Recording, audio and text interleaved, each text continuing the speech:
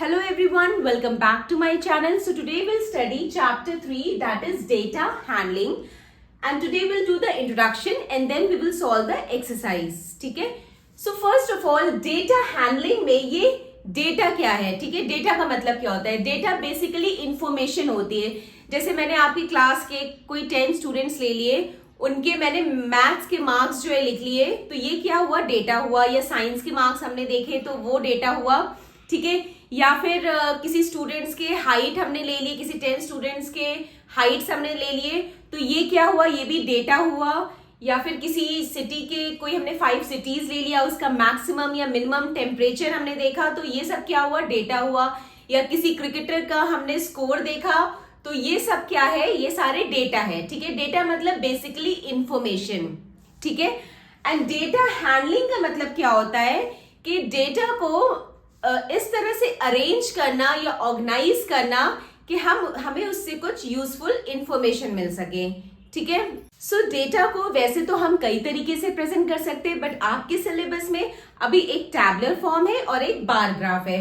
So bar graph we will discuss later on. पहले हम tabular form देखते हैं. ओके, सो टैबुलर फॉर्म में सबसे पहले मैं एक एग्जांपल लेती हूँ कि मैं किसी क्लास के 10 स्टूडेंट्स का मैथ्स के मार्क्स आउट ऑफ 10 लेती हूँ. ठीक है, फिर इससे मैं आपको बताऊंगी कि कैसे इनके मार्क्स को हम टैबुलर फॉर्म में लिखेंगे. सो ये मैंने 10 स्टूडेंट के मार्क्स लिए हैं, मैथ्स के मार्क्स है out of 10.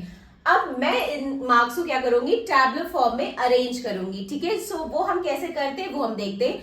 So tabular form में अरेंज करने के लिए सबसे पहले हम मार्क्स लिखेंगे. अब यहाँ पे सबसे छोटा 3 है, तो हम 3 से स्टार्ट करेंगे. ओके, सो 3, 4, 5, 6, 7, 8, 9 मार्क्स, इतने मार्क्स है, तो ये हमने यहाँ पे लिख दिया. अब टेली मार्क्स क्या होता है? टेली मार्क्स किसी भी नंबर को रिप्रेजेंट करने का तरीका होता है. जैसे अगर 1 है तो 1 के लिए हम एक सिंगल लाइन बनाएंगे, 2 है तो 2 के लिए हमने 2 लाइन बनाया, 3 है तो 3 के लिए हमने 3 लाइन बनाया, 4 है तो 4 के लिए हमने 4 लाइन्स बनाया, 5 है तो 1, 2, 3, 4 और एक डायगोनली कट कर दिया, तो ये 5 हो गया. 6 है तो ये 5 है और इसके साथ एक लाइन और हो गया, तो ये 6 हो गया. सो टेली मार्क्स जो है हम इस तरह से करते हैं. ठीक है, अब फ्रीक्वेंसी क्या होता है? मतलब कोई नंबर कितनी बार रिपीट हो रहा है वो फ्रीक्वेंसी होता है. ठीक है, अब जैसे यहाँ पे 3 है, ठीक है, यहाँ पे हम पहले 3 लेते, तो 3 यहाँ पे कितनी बार रिपीट हो रहा है? 1 एंड 2 टाइम्स रिपीट हो रहा है, तो यहाँ पे इसकी फ्रीक्वेंसी क्या हो गई? 2 हो गई. 4 है, 4 कितनी बार रिपीट हो रहा है? 1, 2 टाइम्स रिपीट हो रहा है, सो इसकी फ्रीक्वेंसी भी 2 हो गई. 5 कितनी बार रिपीट हो रहा है? 1 एक ही टाइम रिपीट हो रहा है, सो इसकी फ्रीक्वेंसी 1 हो गई. एंड देन 6 कितनी बार रिपीट हो रहा है? एक ही बार रिपीट हो रहा है, तो 6 की फ्रीक्वेंसी भी 1 हो गई. देन 7 कितनी बार रिपीट हो रहा है? ये भी एक बार रिपीट हो रहा है, तो 7 की फ्रीक्वेंसी भी 1 हो गई. 8 कितनी बार रिपीट हो रहा है? 1, 2, 3, 8 जो है 8, 1, 2 टाइम्स रिपीट हो रहा है, सो इसकी फ्रीक्वेंसी 2 हो गई. देन 9 कितनी बार रिपीट हो रहा है? 9 भी 1 टाइम रिपीट हो रहा है, तो 9 की फ्रीक्वेंसी क्या हो गई? 1 हो गई. ठीक है, अब ये तो हमने फ्रीक्वेंसी बना दिया. अब टेली मार्क्स जो है वो फ्रीक्वेंसी पे ही बनते हैं. सो अगर हमें टेली मार्क्स लिखना है तो इसकी फ्रीक्वेंसी 2 है, तो यहाँ पे हमने 2 लाइन बनाया. देन 4 की फ्रीक्वेंसी कितना है? 2 है, तो यहाँ पे हमने 2 लाइन बनाया. 5 की फ्रीक्वेंसी कितना है? 1 है, तो यहाँ पे हमने एक लाइन बनाया. 6 की फ्रीक्वेंसी कितना है? 1 है, तो यहाँ पे भी हमने एक लाइन बनाया. 7 की फ्रीक्वेंसी भी 1 है, तो यहाँ पे भी हमने एक लाइन बनाया. 8 की फ्रीक्वेंसी 2 है, तो यहाँ पे हमने 2 लाइन बनाया. एंड 9 की फ्रीक्वेंसी 1 है, तो यहाँ पे हमने एक लाइन बनाया. ठीक है, सो ये हो गए marks, tally marks and frequency. तो इस तरह से हमने मार्क्स को टैबुलर फॉर्म में अरेंज कर दिया है. सो आपकी एक्सरसाइज में इसी तरह से क्वेश्चन आएगा. आपको मार्क्स या कोई भी डेटा दिया जाएगा और कहा जाएगा उसे टैबुलर फॉर्म में अरेंज करो, तो आप इसी तरह अरेंज करेंगे. Okay, now the next topic. Now the next topic is arithmetic mean. ठीक है, अब ये क्या होता है? अर्थमेटिक मीन को हम सिंपली मीन भी कह सकते हैं या फिर हम एवरेज भी कह सकते हैं. ठीक है, सो आपसे क्वेश्चन में ये भी पूछ सकता है कि अर्थमेटिक मीन बताओ या मीन बताओ या एवरेज बताओ. तीनों का मतलब एक ही होता है. ठीक है, सो अर्थमेटिक मीन्स किसी डेटा का एवरेज निकालना. ओके, सो मीन का फॉर्मूला क्या होता है? मीन या अर्थमेटिक मीन का फॉर्मूला क्या होता है? Sum of all observations upon number of observations. Sum of all observations upon number of observations या टोटल नंबर ऑफ ऑब्जर्वेशंस. ठीक है, सो मीन बेसिकली क्या होता है? किसी डेटा का एवरेज होता है. सपोज करिए कि आपको नंबर दिया गया है, लाइक आपको कोई डेटा दिया गया है, मान लीजिए 5, 7, 9. ओके, अब आपसे कहा जाए कि अर्थमेटिक मीन बताओ या मीन बताओ इसका, तो हम क्या करेंगे? सम ऑफ ऑल ऑब्जर्वेशंस. ये सब क्या है? ये ऑब्जर्वेशन ही है. ठीक है, sum of all observations means इन सबका सम, मींस इन सबको हम ऐड करेंगे. और नंबर ऑफ ऑब्जर्वेशन मींस कितने हैं? 1, 2, 3. तो अगर हम इसको ऐड करेंगे तो ये क्या आ जाएगा? 5 + 7 + 9. ये सम कर दिया हमने सारे ऑब्जर्वेशंस का अपॉन नंबर ऑफ ऑब्जर्वेशंस कितने? 1, 2, 3. ठीक है, 3 है तो हमने यहाँ पे 3 लिख दिया. ओके, सो अब हम इसे ऐड करेंगे. 9 + 7 16, 17, 18, 19, 20, 21. So this will be equal to 21/3. ठीक है, अब ये कट हो जाएगा. 3 1s are 3 and 3 7s are 21. So mean क्या आ गया? 7. ठीक है, सो इस डेटा का मीन आ गया 7. तो आपको क्वेश्चंस में ऐसी डेटा गिवन रहेगा तो आप इस तरह से मीन कैलकुलेट कर लेंगे. ठीक है, मीन क्या होता है? Sum of all observations. Mean जो भी आपको ऑब्जर्वेशंस या डेटा दिए गए हैं उनका sum upon number of observations या total number of observations. Means कितने हैं वो ऑब्जर्वेशंस? 1, 2, 3 है तो हमने इसको 3 से डिवाइड कर दिया. ओके, सो ये हो गया हमारा मीन. नाउ रेंज क्या होता है? Highest observations minus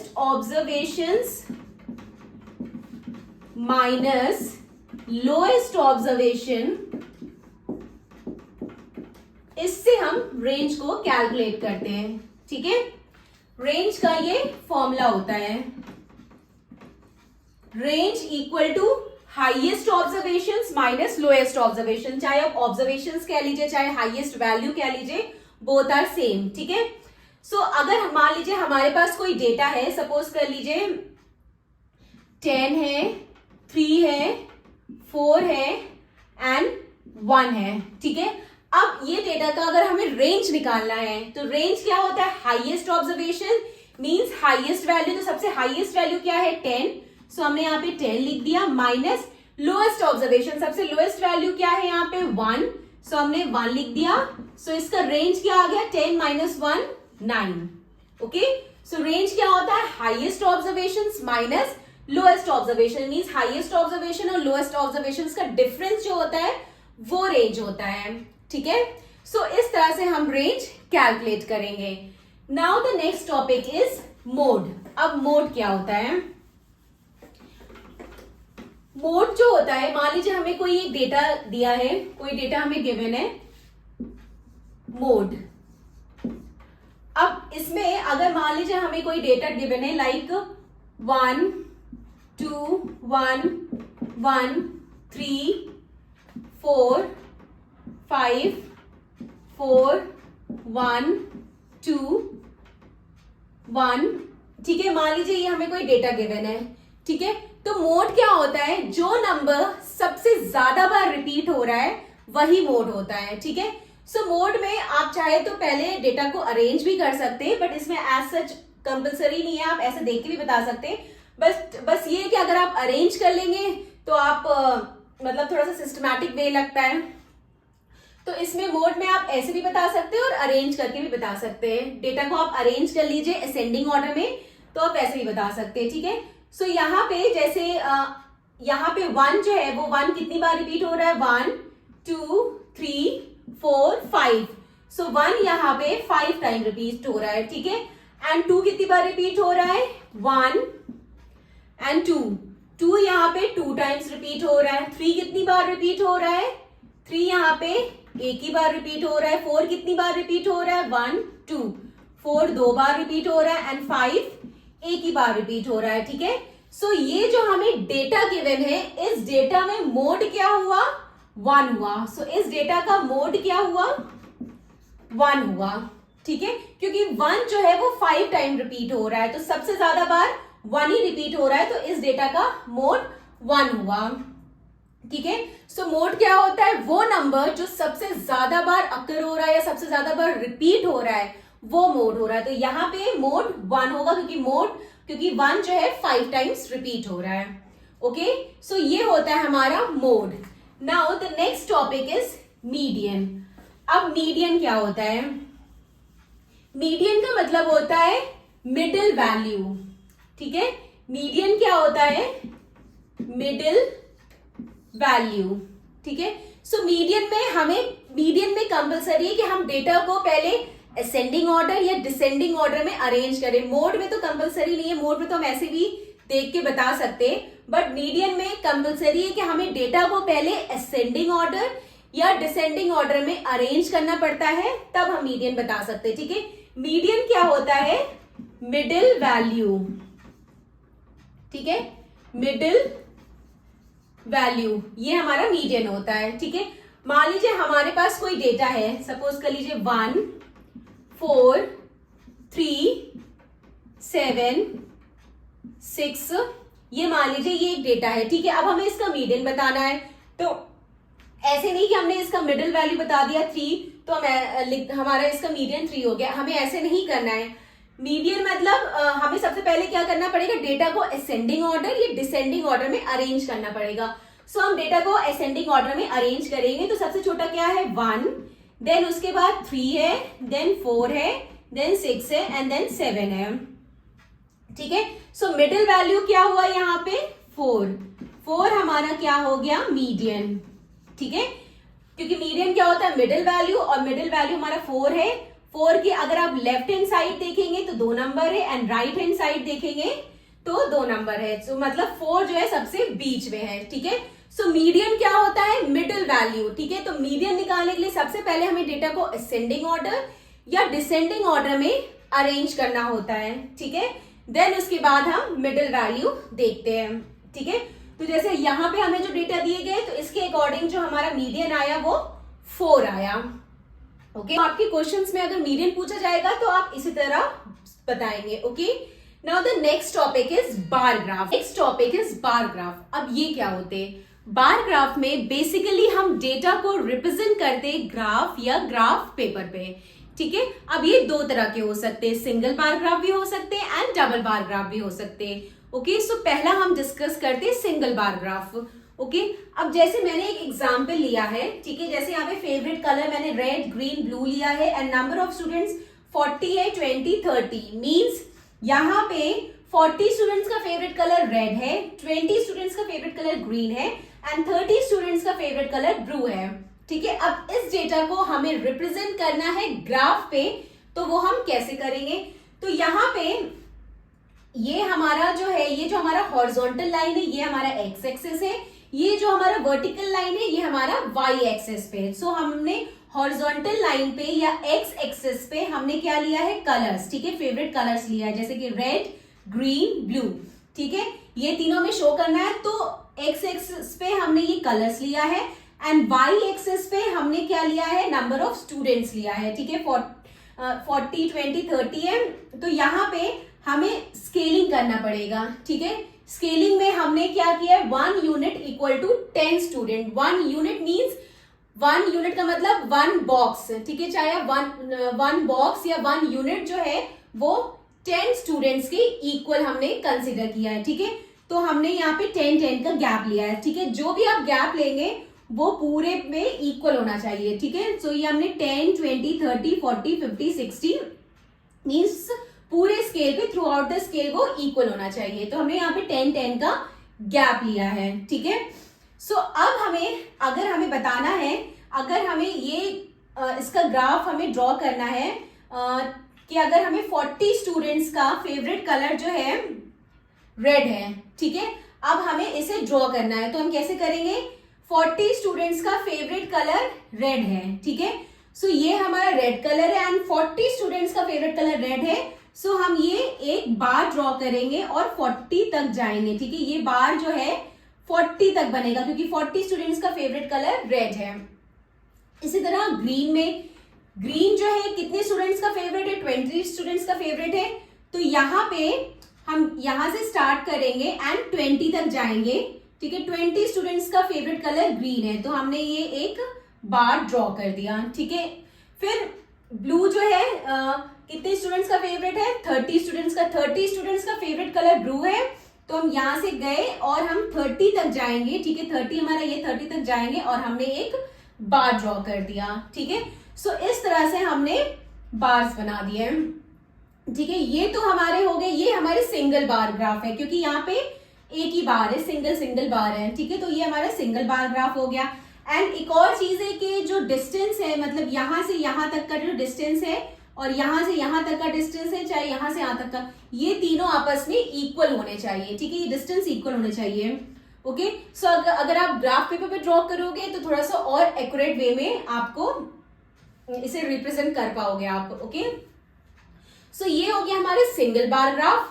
now next double bar graph क्या होता है। अब डबल बार ग्राफ के लिए भी एक एग्जांपल समझते हैं कि सपोज करिए हमने कुछ स्टूडेंट्स लिए, यहाँ पे 3 स्टूडेंट्स लिए हैं, आशीष, वरुण, कविता, ठीक है। इनके क्वार्टरली के मार्क्स गिवन है एंड हाफ ईयरली के मार्क्स गिवन है, ठीक है। अब इस डेटा को हमें ग्राफ पे शो करना है, ठीक है। तो वो हम कैसे करेंगे, तो हम क्या करेंगे यहाँ पे, और हमें यहाँ पे 2 चीजें एक साथ लेनी है। मींस यहाँ पे आशीष के क्वार्टरली के मार्क्स 10 है एंड हाफ ईयरली के मार्क्स 15 है। एंड इसी तरह वरुण के क्वार्टरली के मार्क्स 15 है और हाफ ईयरली के मार्क्स 18 है। एंड इसी तरह कविता के भी क्वार्टरली और हाफ ईयरली के मार्क्स दिए गए, ठीक है। सो हमें दोनों चीजों को एक साथ शो करना है, तो वो हम कैसे करेंगे। अब यहाँ पे भी हम ऐसे करेंगे, एक्स एक्सिस पे हमने नाम लिख दिया है आशीष, वरुण, कविता, एंड वाई एक्सिस पे हमने स्केलिंग कर दी है, ठीक है। मींस हॉरिजॉन्टल लाइन पे हमने नाम लिखा है एंड वर्टिकल लाइन पे हमने स्केलिंग किया है, मार्क्स किया है। अब स्केलिंग हमने कैसे किया है, यहाँ पे हमने 1 यूनिट इक्वल टू 5 मार्क्स, ठीक है। मतलब 1 यूनिट जो है वो 5 मार्क्स की इक्वल मैंने कंसिडर किया है, ठीक है। सो जो भी आपको डेटा गिवन है तो उस डेटा के अकॉर्डिंग ही आप स्केलिंग करेंगे, ओके। सो यहाँ पे स्केलिंग में मैंने 1 यूनिट इक्वल टू 5 मार्क्स किया, मींस 1 यूनिट या 1 बॉक्स जो है उसे मैंने 5 मार्क्स कंसिडर किया है, ठीक है। और यहाँ पे जो मैंने क्वार्टरली के मार्क्स दिखाए हैं वो मैंने सिंपल ऐसे ड्रॉ किया है एंड हाफ ईयरली के मार्क्स जो है वो मैंने शेडेड ड्रॉ किया है, ठीक है। क्वार्टरली वाले सिंपल ऐसे ही करेंगे एंड हाफ ईयरली वाले शेडेड किया है, ठीक है। इस तरह से दिखा दिया है। तो इस तरह से हमारा स्केलिंग हो गया। अब हमें क्या करना है, आशीष के 10 मार्क्स क्वार्टरली में है एंड 15 मार्क्स हाफ ईयरली में है। अब इसे हमें ड्रॉ करना है, ठीक है, ग्राफ पेपर पे। तो हम कैसे करेंगे, आशीष के 10 मार्क्स क्वार्टरली पे है एंड 15 मार्क्स हाफ ईयरली पे। तो पहले हम क्वार्टरली का देखते हैं। आशीष के क्वार्टरली में 10 मार्क्स है तो हमने 10 तक एक बार ड्रॉ कर दिया, ठीक है। एंड हाफ ईयरली में कितने हैं, 15 मार्क्स। तो फिर इसी के साथ जो है हमने 15 मार्क्स ड्रॉ कर दिया। तो ये हो गए क्वार्टरली के एंड ये हो गए हाफ ईयरली के, ठीक है। जो सिंपल है वो क्वार्टरली के और जो शेडेड है वो हाफ ईयरली के मार्क्स है, ठीक है। सो 10 मार्क्स हो गए हाफ ईयरली के एंड 15 मार्क्स हो गए क्वार्टरली के। इसी तरह वरुण का लिया, वरुण के 15 मार्क्स है क्वार्टरली में। सो यहां से गए और एक बार ड्रॉ कर दिया 15 तक। तो 15 मार्क्स है क्वार्टरली में एंड हाफ ईयरली में 18 है। हाफ ईयरली में 18 है मींस 15 और 20 के बीच में होगा, तो 15 से थोड़ा सा आगे होगा। अगर आप इसे ग्राफ पेपर पे ड्रॉ करेंगे तो आप ज्यादा एक्यूरेट ड्रॉ कर पाएंगे, ठीक है। सो 18 लगभग यहाँ आएगा। सो यहाँ पे 18 बना दिया, ठीक है। सो ये हो गए क्वार्टरली के एंड ये हो गए हाफ ईयरली के मार्क्स से। इसी तरह कविता के 12 मार्क्स क्वार्टरली में है एंड 16 मार्क्स हाफ ईयरली में है, ओके। सो यहाँ पे 12 यहां से हमने स्टार्ट किया और 12 तक गए। 12 जो है वो 10 और 15 के बीच में आएगा।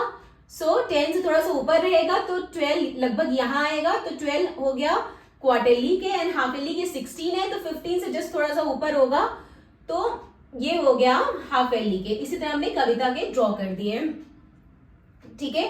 सो इस तरह से हमने क्या किया, हमने दो चीजें जो है वो एक साथ दिखा दिया। ओके, मींस हमने आशीष के क्वार्टरली के मार्क्स और हाफ ईयरली के मार्क्स दोनों को दिखा दिया, वरुण के भी क्वार्टरली हाफ ईयरली दिखा दिए, कविता के भी क्वार्टरली और हाफ ईयरली मार्क्स रिप्रेजेंट कर दिया, ठीक है। सो हमने यहाँ पे दो चीजें एक साथ दिखा दी, तो यहाँ पे दो बार बन रहे हैं, ठीक है, और दोनों बार एक साथ है, ठीक है। ये दो बार बन रहे, ये दो बार बन रहे, और ये दोनों एक साथ है, ठीक है। सो ये इसी को हम कहते हैं डबल बार ग्राफ, ये होता है double bar graph. Okay, so this completed our introduction part, and if you have any doubts and any queries, then please mention in the comment, and please like, share and subscribe my channel. Bye bye, take care.